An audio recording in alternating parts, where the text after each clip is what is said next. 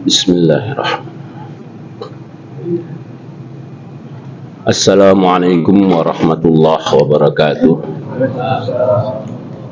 Alhamdulillahirabbil alamin.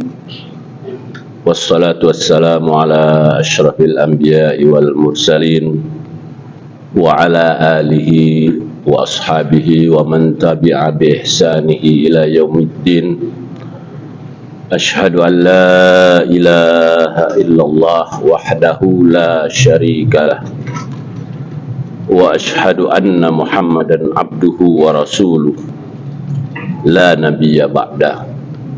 Rabbi shrah li sadri wa yassir li amri wahlul 'uqdatam min lisani yafqahu qawli, amma ba'du.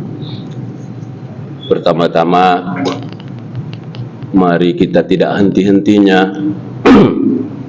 ucapkan rasa syukur kepada Allah Subhanahu wa taala. Syukur kita masih dibangunkan pagi hari.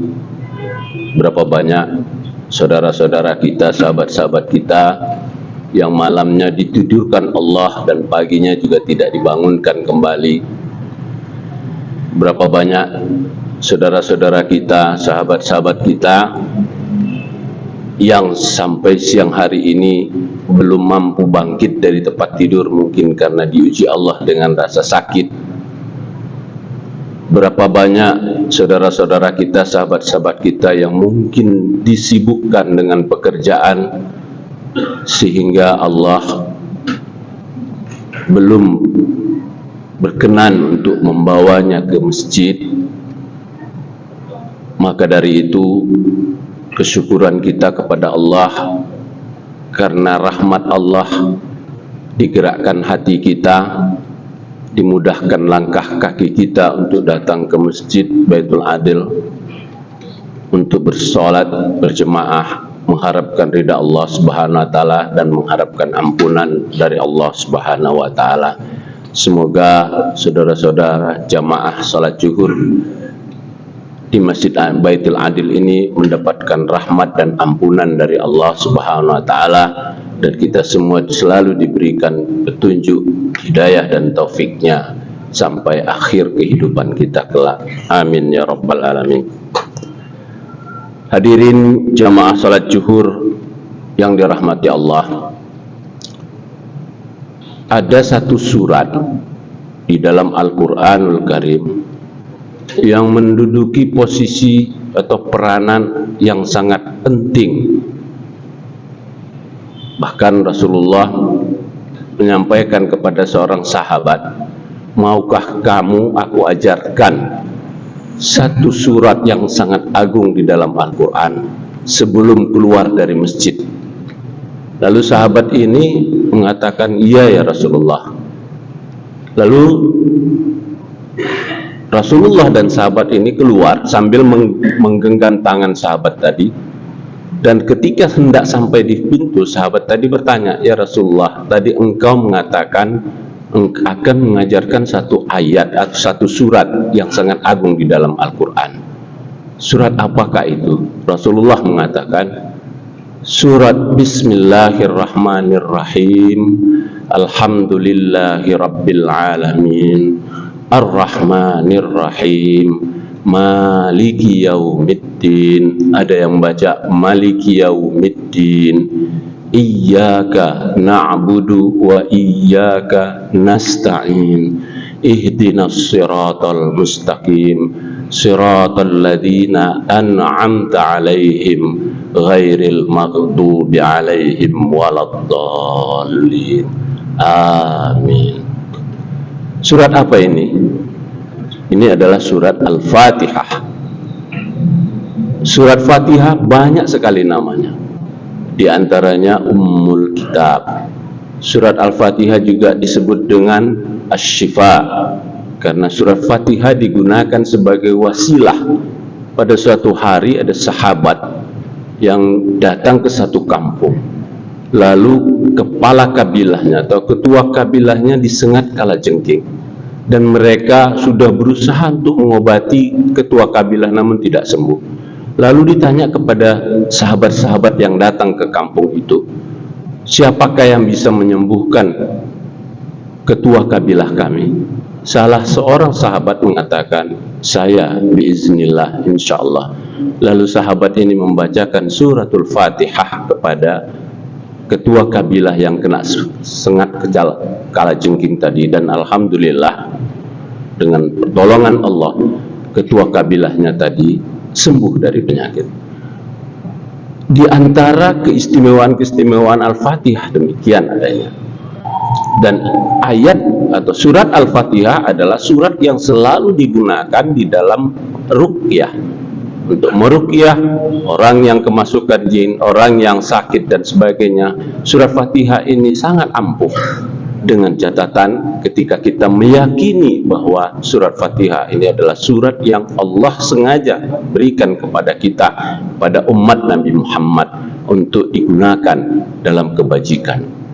Surat Fatihah tidak ada di dalam kitab Injil, tidak ada di kitab Zabur, tidak ada di kitab-kitab samawi lainnya. Surat Fatihah ini hanya ada di dalam Al-Quranul Karim. Surat Fatihah ini diturunkan di Makkah. Ada sebagian pendapat sahabat yang mengatakan surat ini diturunkan di Madinah. Ibnu Abbas mengatakan surat Fatihah ini diturunkan di Mekah karena berkenaan dengan kewajiban salat 5 waktu.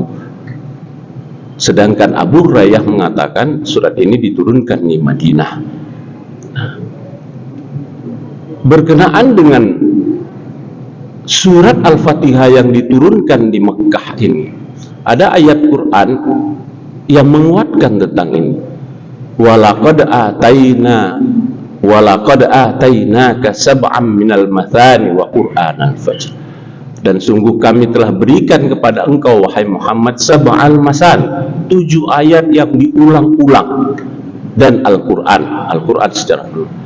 Dari ayat ini menunjukkan bahwa kewajiban sholat tidak sah kalau tidak ada membaca Fatihah. Maka ayat Al-Hijr 87 tadi menunjukkan bahwa Al-Fatihah ini diturunkan di Al-Makkah, di kota Al-Makkah. Dalam ayat tadi itu disebutkan sab'al masan. Apa artinya? 7 ayat yang diulang-ulang. Tidak ada satu surat pun di dalam Al-Quran yang selalu kita baca berulang-ulang. Setiap rakaat kita baca. Dalam kewajiban 17 rakaat dalam 5 waktu kita telah membaca Al-Fatihah selama 17 kali. Ditambah sholat-sholat sunnah.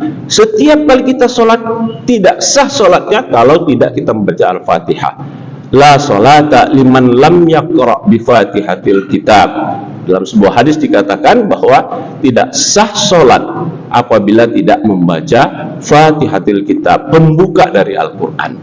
Al-Fatihah maknanya pembuka. Sebangsa kita, kalau kita membaca sebuah buku, maka ada mukaddimah. Mukaddimah ini merangkum isi daripada buku tersebut. Nah, Fatihah ini secara komprehensif mengandung makna yang sangat tinggi yang menjelaskan tentang ketauhidan, yang itu merupakan intisari dari Al-Quranul Karim. Fatihah sebagai ummul kitab, sab'ul matan, kita ulang-ulang kita baca adalah untuk membuat salat kita itu menjadi sah, karena itu merupakan satu rukun yang harus dibaca di dalam salat kita. Setelah takbiratul ihram, kita wajib membaca Fatihah. Tidak membaca iftitah itu tidak menjadi masalah, tapi tidak membaca Fatihah maka rukun ini tertinggal, maka salatnya tidak sah. Bahwa di dalam membaca Al-Fatihah seringkali kita melihat atau kita sendiri membaca Fatihah dengan begitu tergesa-gesa. Bahkan ada di TV kita mendengar sholat taraweh membaca Fatihahnya itu dari Bismillahirrahmanirrahim, amin. Ada yang membaca tanpa ada jeda sedikit pun. Memang membaca Fatihah satu nafas dari Bismillahirrahmanirrahim, alhamdulillahi rabbil alamin, arrahmanirrahim, maliki yaumiddin, itu dibenarkan di dalam ilmu qiraat, di dalam ilmu fikih. Namun di dalam satu hadis qudsi dikatakan bahwa Allah membagi surat Al-Fatihah ini menjadi 2. Setengah bagian Allah, setengah lagi bagian hambaku. Dalam hadis qudsi ini dikatakan bahwa ketika kita mengucapkan alhamdulillahirabbil alamin, Allah langsung menjawab, hamadani abdi, hambaku telah memujiku. Lalu kita membaca ar-rahmanur rahim, Allah mengatakan bahwa kita telah mengagungkan Allah. Kemudian kita membaca lagi maliki yaumiddin, hambaku telah menyerahkan urusannya kepadaku, maka kepadanya apa yang dia minta. Nah, ayat selanjutnya, iyyaka na'budu wa iyyaka nasta'in. Ini hati-hati kita membaca iyyaka na'budu wa iyyaka nasta'in. Kalau iya pakai tasdid, iyyaka. Kalau iyyaka itu lain lagi artinya. Kalau iyyaka, kepadamulah na'budu, kami menyembah, wa iyyaka, dan kepadamulah kami mohon pertolongan. Kalau iyyaka tanpa tasdid itu menjadi kepada matahari. Iyyaka, kepada matahari. Hati-hati kita dalam membaca tasdid. Iyyaka na'budu wa iyyaka nasta'in. Karena kurang tasdid, kurang huruf bagi mereka yang sudah pernah belajar Fatihah, maka bacaan Fatihahnya ini bisa tertolak. Wa iyyaka nasta'in, Allah mendahulukan kalimat iyyaka na'budu, kepadamulah kami menyembah, baru kemudian kepadamulah kami minta tolong. Ihdinas siratal mustaqim, apa pertolongan yang paling utama? Ya Allah, beri kami hidayah ke jalan yang lurus. Tidak ada pertolongan yang sangat tinggi nilainya dalam kehidupan kita sebagai manusia yang pasti mati. Pasti mati, pasti kita berada dalam kuburan, pasti kita akan dibangkitkan, dan pasti kita akan dikumpulkan di yaumil mahsyar. Maka hidayah Allah itu adalah permintaan pertolongan yang paling utama dalam hidup kita. Tidak ada yang bisa menggantikan. Karena itu selalu kita baca setiap waktu. Karena hidayah itu kita cari, kita jemput. Hidayah jangan ditunggu. Itulah Al-Quran mengajarkan ihdinas siratal mustaqim. Kita minta kepada Allah hidayah. Banyak sekali kita yang merasa sudah soleh, banyak sekali kita yang merasa sudah baik, banyak sekali kita merasa sudah beribadah, tetapi kita tidak sadar bahwa kita belum dapat hidayah. Bahkan kita menuntut ilmu yang sesungguhnya ilmu itu untuk mendapatkan hidayah Allah, tapi justru dengan ilmu pengetahuan, dengan gelar kita malah kita jauh dari Allah. Banyak contoh. Dengan kekuasaan kita jauh dari Allah. Maka hidayah ini adalah satu-satunya yang paling tinggi nilainya ketika kita minta di dalam salat kita. Minta dunia boleh, bukan tidak boleh. Minta dunia boleh, tapi hati kita terpaut kepada Allah, bahwa kita mohon kepada Allah hidayah. Karena sulit sekali mempertahankan hidayah ini. Sulit sekali kita mempertahankan akhir dari kehidupan kita dengan husnul khatimah. Bahkan Imam Ahmad bin Hambali, beliau seorang mujtahid, seorang imamul fikih, ketika sakratul mautnya pun itu digoda oleh setan.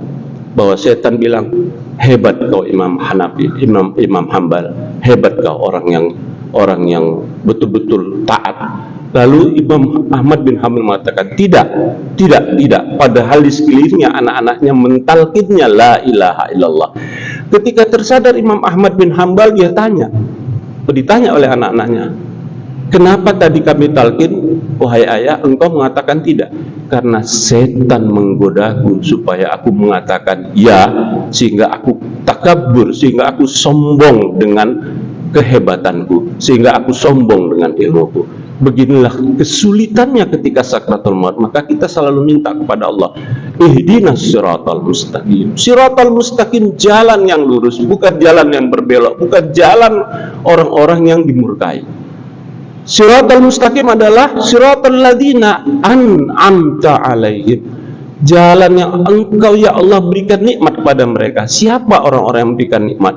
Ya, ini pertama yaitu hamba-hamba Allah yang terpilih menjadi nabi dan rasul, kemudian menjadi ulama-ulama, menjadi orang-orang saleh, Inilah yang menjadi an'amta alaihim, karena kehidupannya bergantung hanya kepada Allah dan mereka mendapatkan kehidupan yang baik dan kematian baik insyaallah.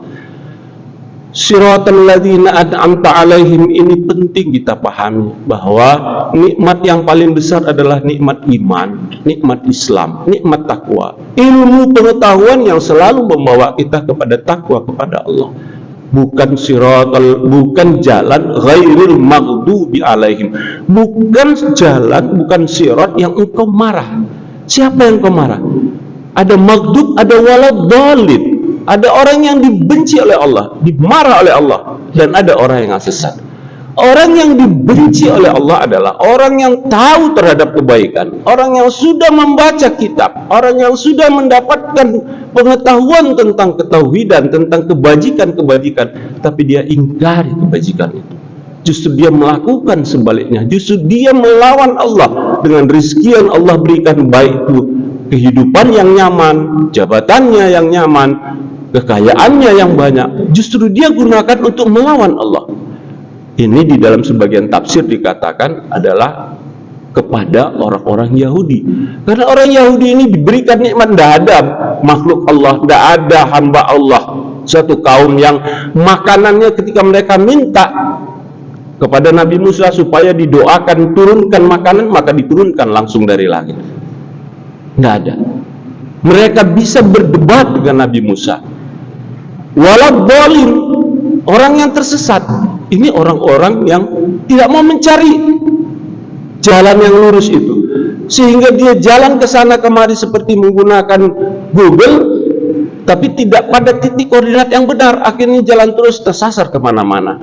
Sebagian ulama mengatakan ini adalah orang-orang yang orang-orang Nasrani yang mengatakan bahwa Isa adalah anak Tuhan. Tapi ini berlaku umum bagi kita juga. Orang-orang yang mendapatkan petunjuk dari Allah, kemudian kita tidak menggunakan petunjuk itu, maka kita akan masuklah ke dalam ghairil maghdubi alaihim waladdallin. Lantas Nabi mengajarkan ketika waladdallin, maka kita membacanya dengan amin, yang dengan suara yang keras. Jamaah zuhur yang dirahmati Allah, mungkin sulit bagi kita untuk sampai pada khusyuk dalam baca Fatihah. Tapi mari kita, termasuk saya, diri saya sendiri, ketika membaca Fatihah banyak gangguan-gangguan dari setan, gangguan-gangguan dari khinzib yang membisikkan kita. Ketika kita membaca Bismillahirrahmanirrahim, Alhamdulillahirabbil alamin, pikiran kita kemana-mana. Kita mohon kepada Allah diberikan kekuatan untuk bisa memahami ayat-ayat Al-Quran, khususnya Al-Fatihah, karena ini merupakan satu surat yang wajib dibaca dalam setiap sholat kita. Mudah-mudahan kita bisa mendapatkan kekuatan dari Allah untuk mentadabbur Al-Fatihah, dan kemudian kita mengamalkannya. Kita menggunakan Al-Fatihah sebagai alat sarana untuk diri kita, untuk merubah diri kita, untuk memperbaiki diri kita, untuk menjadi lebih baik dari hari yang kemarin. Semoga Allah Subhanahu wa taala merahmati kita semua. Semoga Allah memberikan kesehatan dan kenikmatan pada kita dalam melakukan salat dan khusyuk dalam salat kita sampai akhir hayat kita insyaallah. Wabillahi hidayah wa taufiq. Wassalamualaikum warahmatullahi wabarakatuh.